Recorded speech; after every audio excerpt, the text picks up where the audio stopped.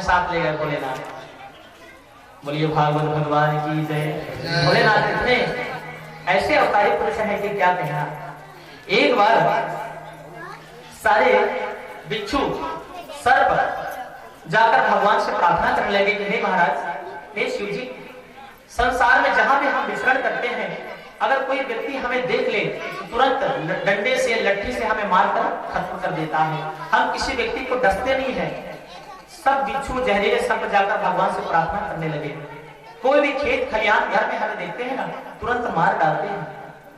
अब हम कहां जाएं? भगवान ने कहा सब मेरे पास आ जाओ, सब मेरे पास आ जाओ। भगवान ने सबको अपने कानों का कुंडल का जटा मुकुट अहिमोर संवारा, सबको भगवान नागों का सर्पों को कहा तुम मेरे जटा में आ जाओ। सर्पों को बिच्छुओं को अपने गले का हार बना लिए। जो दुनिया के ठुकराए हुए रहते हैं वो मेरे पास आते हैं। ऐसे भगवान भोलेनाथ का स्वभाव। एक बार तो कई भूत प्रेत डाकनी शाकनी प्रेत सब जाकर भगवान से प्रार्थना कर लेंगे, महाराज हम जिस घर में भी जाते हैं लोग हमें तांत्रिकों से और बड़े बड़े बैगा लोगों को तांत्रिकों को बुलाकर हमें बोतल में बंद कर देते हैं, हमें श्रीफल में बंद कर देते हैं, हमें डिब्बी में बंद कर देते हैं और जमीन में गाड़ देते हैं। और फिर हम भूख प्यास से तड़पते रहते हैं। हमारा कहां आसरा है प्रभु, बताइए हम कहां जाएं? वृक्ष में रहते हैं तो वृक्ष को काट देते हैं, घर नहीं जा सकते। हमारे रहने के लिए स्थान कहां है महाराज? हमारी उत्पत्ति तो आपने ही की है, बताइए अब हम कहां जाएं? भगवान ने कहा तुम सब मेरे पास आ जाओ। और भगवान ने सबको अपने आश्रय में बुला लिया। संध्या काल के समय सब भूत प्रेत अनुचर भगवान शिव जी के साथ में पूरे विश्व का भ्रमण करते हैं। इसलिए संध्या के समय भगवान शिव की आराधना, भगवान शिव की पूजन, भगवान शिव की आरती परम आवश्यक है। और जो संध्या काल के समय पाप करते हैं, चोरी करते हैं, खराब कर्म करते हैं, उनकी जो दशा होती है बहुत दुर्दशा होती है। संध्या और सुबह ये दोनों काल परमात्मा के वंदना के लिए बनाया गया है, प्रभु नाम संकीर्तन के लिए कहा गया है। जो सुबह शाम भगवान की आरती करते हैं, पूजन करते हैं, नाम जाप करते हैं, भगवान बहुत जल्दी प्रसन्न होते हैं। और क्या है भैया, सुबह भगवान का जो भी पूजा पाठ है दैनिक वो सब आप अपना करो। दिन भर फिर अपने लौकिक कार्य में व्यस्त रहो, लेकिन शाम को जब आओ तो एक दीपक जलाकर, दो अगरबत्ती जलाकर उस परमात्मा से जरूर प्रार्थना करना कि हे परमात्मा, अगर जाने अनजाने में भूलवश अगर मुझसे कोई गलती हो गई है तो जाकर सॉरी बोल दीजिए।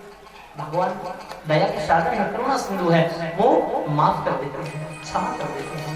हाँ, लेकिन वो क्षमा पूरी ईमानदारी के साथ होना चाहिए, सुनाने के लिए, दिखाने वाले के लिए नहीं। और इस प्रकार भगवान भोलेनाथ को सृष्टि को कैलाश पर्वत में छोड़ दिए। अब सोचा कि अब मुझे और सृष्टि का विस्तार करना है। क्या किए? उन्होंने अनेक ऋषियों को जो है प्रकट किया, मानसिक सृष्टि उत्पन्न की, जिसमें मरीचि, अत्रि, अंगिरा, पुलस्त्य, पुलह, क्रतु, भृगु, वशिष्ठ, दक्ष, नारद, इन सबको जन्म दिया और कहा कि तुम सब जाकर सृष्टि का विस्तार करो। अपने शरीर के, हमारे शरीर के दो भाग होते हैं ना, एक दाहिना भाग और एक बायां भाग। तो अपने दाहिने भाग से ब्रह्मा जी ने मनु को जन्म दिया और वाम भाग से शत्रुपा को जन्म दिया। एक तरफ पुरुष और एक तरफ स्त्री, और दोनों को आदेश किया कि आप दोनों मिलकर इस सृष्टि का विस्तार करो। जाकर विस्तार करने के लिए सारे ऋषि महर्षि और मनु शत्रुपा विस्तार करने लगे। तो सोचा महाराज हमें आधार चाहिए, बिना आधार के हम कहां घर बार बनाएंगे, कहां सृष्टि प्रजा को उत्पत्ति तो कर देंगे पर वो रहेंगे कहां? जल में तो तैरेंगे नहीं, तो कैसे? तब पता चला, नारद जी ने कहा कि महाराज सृष्टि का विस्तार करने से पूर्व पृथ्वी को धरा नीचे जल से, पाताल लोक से उसे पृथ्वी पर लाना होगा। कहां है अभी पृथ्वी? अरे वो दुष्ट हिरण्याक्ष इसे हरण करके पाताल नीचे धरातल ले गया है, पानी के जल के अंदर में है।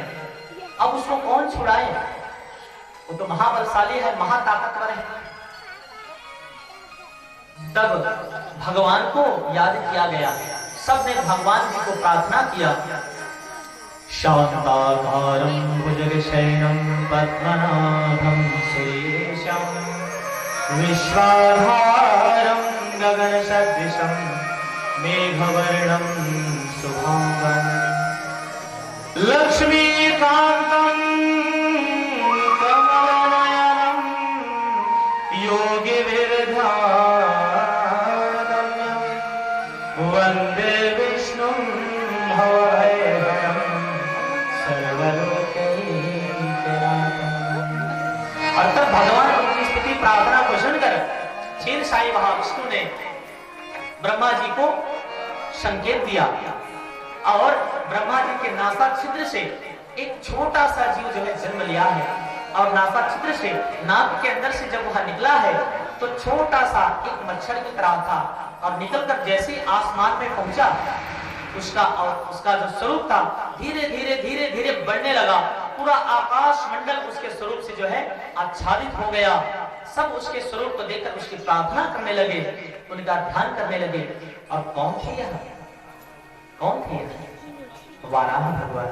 बोलिए वाराह भगवान की जय। और यहीं पर वाराह भगवान का अवतरण होता है।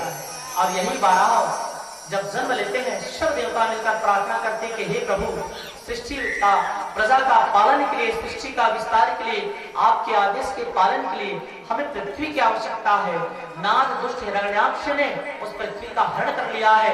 उस पृथ्वी को आप ऊपर धरातल पर लाइए, दुष्ट का संहार कीजिए। यह सुनकर वाराह भगवान प्रसन्न हुए, सबको शुभ आशीर्वाद प्रदान किया और तुरंत जल में डुबकी मार करके जहां धरातल नीचे पाताल लोक में दुष्ट हिरण्याक्ष उस पृथ्वी को अपने कब्जे में लेकर के कब्जा किया था, अधिकार कर लिया था, हरण करके ले गया था। भगवान ने उस दुष्ट का वध किया और पृथ्वी को मुक्त करके उसे धरा जल के ऊपर लाया, आकाश मंडल पर उसे स्थापित किया। सारे ग्रह नक्षत्र सूर्य चंद्रमा आकाश गंगा सब उनकी जो है परिक्रमा करने लगे। और फिर उसी पृथ्वी पर मनुष्य कृपा ने क्या किया? प्रजा का पालन किया, प्रजा का विस्तार किया। और इन्हीं मनु जी के जो संतान हुए वो मनुष्य कहलाए। जो मनुष्य से उत्पन्न हुआ है वह जो मनुष्य उत्पन्न हुआ वही मनुष्य कहलाया, जो मनुष्य उत्पन्न हुआ वही मानव कहलाया। अर्थात हम किसकी संतानें हैं? महाराज मनु की संतानें हैं। लेकिन कई धर्मावलंबी क्या कहते हैं? हम मनु के संतान नहीं हैं, हमारे उत्पत्ति करने वाले तो अब खैर नहीं जा रहा है मुझे तो अपने। बोलिए भागवत भगवान की जय। कई लोग विरोध करते हैं हम मनु के संतान नहीं हैं, मनु हमारे पिता हमारे पूर्वज नहीं है। अब वही जाने कि वो घोड़े के बच्चे हैं कि गधे के बच्चे हैं। जितने भी निराकार मनुष्य हैं सब मनु के संतानें हैं। और जो मनुष्य मनु के अपने आप को संतान नहीं मानते वो तो फिर अब किसकी संतानें हैं, कौन के माता पिता हैं, अब जो है वही समझे वही जाने। और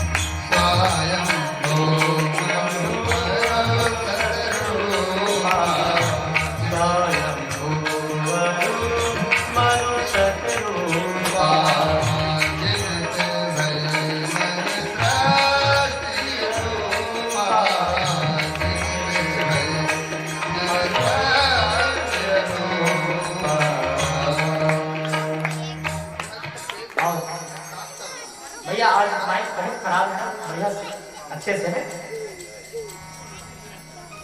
और इस प्रकार मुझे भी बोलने से चिल्लाना पड़ रहा है, चिल्लाना नहीं पड़ता है ना।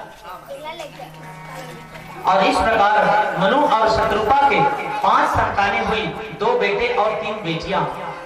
बड़ा पुत्र हुआ प्रियव्रत, छोटा भाई हुआ उत्तानपाद, 3 बेटियां हुई, आहुति, देवहूति, प्रसूति। और इन्हीं 5 संतानों से इस सृष्टि का जो है विस्तार हुआ है। और इनकी आगे कथा श्रवण कराते हुए कहते हैं कि इन्हीं सब के रहते इस सृष्टि का विस्तार हुआ। श्रीमद् भागवत में मनु शत्रुपा की 3 बेटियों का वंश सुनाया है। बेटों की